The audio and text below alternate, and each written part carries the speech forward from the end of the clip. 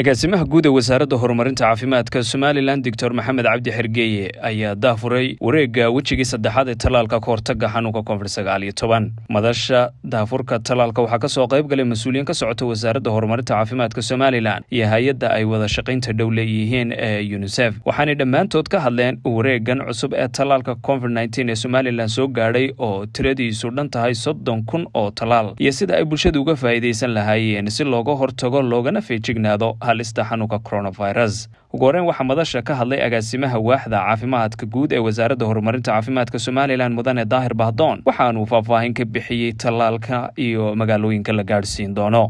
bishii March ee sanadkan waxa markii hore aynu talaalay oo noo yimid 56,000 dadweynuhu ka aad buu qaatay run ahaana waxay u muuqataa oo la taabtay talaalkaasi inuu wax weyn oo ka taray sidaad ogtihiin sanadkan hadda aynu ku jiro TC labaad iyo TC saddexaad waxaynu ognahay in cudurku uu aad inoo saameeyay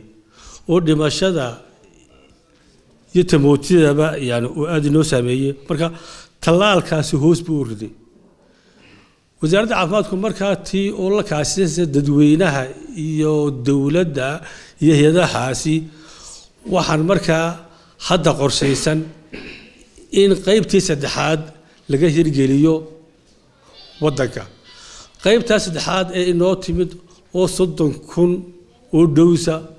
waxa loogu talagalay in laga bixiyo magaalooyinka bableetirka ama magaalooyinka dadweynuhu aad ugu badan yahay dhinaca kale sarkaal ka tirsan hay'adda UNICEF Zaidu Milgawi Hassan ayaa isaguna dhankiisa ka warbixiyay talaalka committed to supporting and working closely with the Ministry of Health Development to ensuring that we reach our people with the needed vaccines. waxaan naga go'an inaanu garab istaagno wasaaradda horumarinta caafimaadka si bulshada u helaan talaal ku filan oo ka hortaga xanuunka COVID-19 aadayaan ugu faraxsanahay dadaalada ay wasaaraddu ugu jirto xakamaynta xanuunka ugu dambeyn agaasimaha guud ee wasaaradda caafimaadka Somaliland Dr. Maxamed Cabdi Xergeeye ayaa sheegay in xanuunka COVID-19 aanu ka tagin dunida oo uu dib ugu soo laba kaclayay waxaanu bulshada ugu baaqay inay qaataan talaalka si looga hortago halista xanuunkan wajigan cusub ama wareeggan cusub ee talaalka ah ee COVID-19 ka waxa uu daba socdaa wajiyadii hore ee aynu halkan hore uga qabanay waxaana ka faa'iideysanayaa dadweynaha Somaliland gaar ahaan dadkii aan hore isku talaalin ama intii hal talaal oo qura qabtay ee talaalka labaad aan qaadan noocan gaar ahaan la yiraahdo AstraZeneca sida aad la wada socotaan dunida wali xanuunkii coronavirus isaga oo faracyo cusub iyo wajiyo cusub ah ayuu dunida si weyn dhibaato ugu hayaa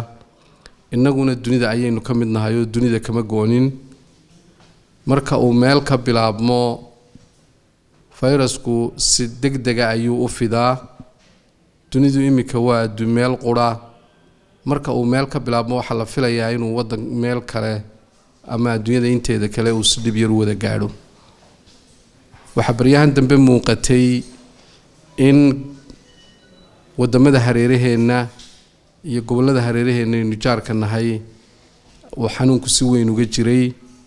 dhibaato weynina ay ka jirtay isagoo kaysaska la helaya amba lambarka soo baxaya maalin walba laga helaya oo aad u badnaa muddooyinkii dambe wadamada jaararkeena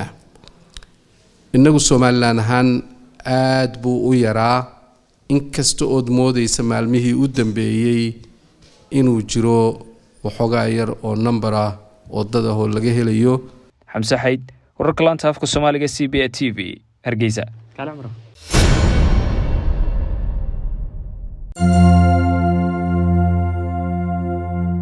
hadal oo ku hadal bishii oo dhan $7 oo kaliya ku darso fariin kasta oo aad dirtaana waa ku bilaash isticmaal shabakadda ugu ballaaran geyga Somaliland haddaba si aad ugu shubato adeega kaafiye fadlan garaac xidig 8 eber 8 afargees ama xidig 2 eber 2 afargees tayo waa telesom